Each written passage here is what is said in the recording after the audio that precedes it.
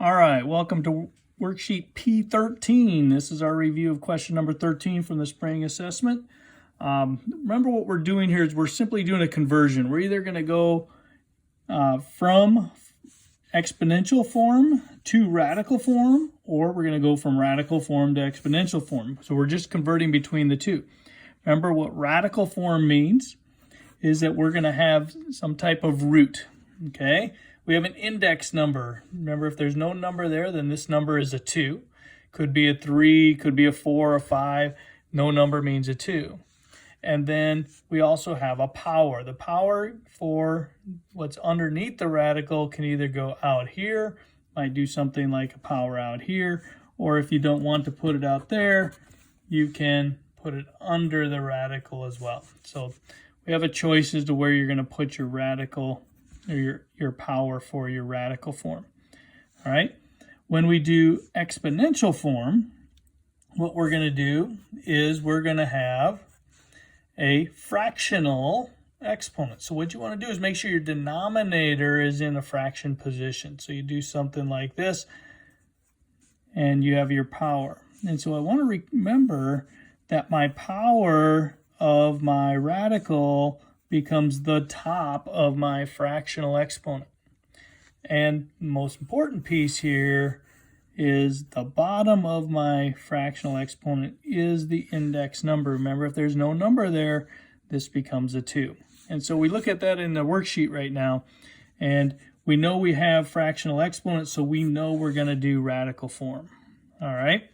We know we're going to have a v, and the question is, where does the 2 go? Well, the 2 is the index position, right? To the denominator goes the index position. We do not have to write a 2 there. It's automatically there.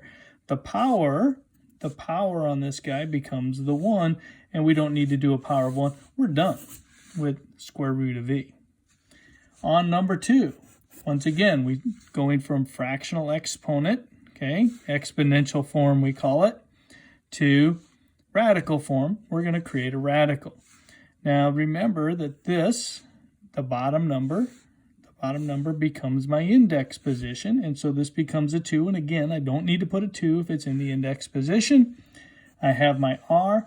Now my power of 3 does need to go. It either needs to go on the 3 here under the radical or on the 3 outside.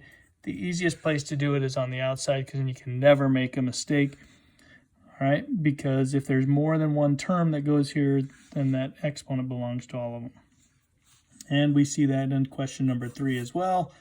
Once again, we're going to have a 6 and under the radical. Remember, going radical form, my index position is a 2 here, and so we're going to leave that a 2. And this is one of those cases where putting it on the outside is the key. If I put the 3 on the inside, I would need to do parentheses around the 6 end with the power of 3, like I have the parentheses in the original problem. Putting it on the outside means it belongs to both 6 and the n. So that's going from radical form to, from exponential form to radical form. What happens when we have radical form and we're going to go to exponential, we know we're going to have a fraction in the exponent. So we need to figure out where the denominator is going to be. The denominator is always this index position, and remember, when there's no number there,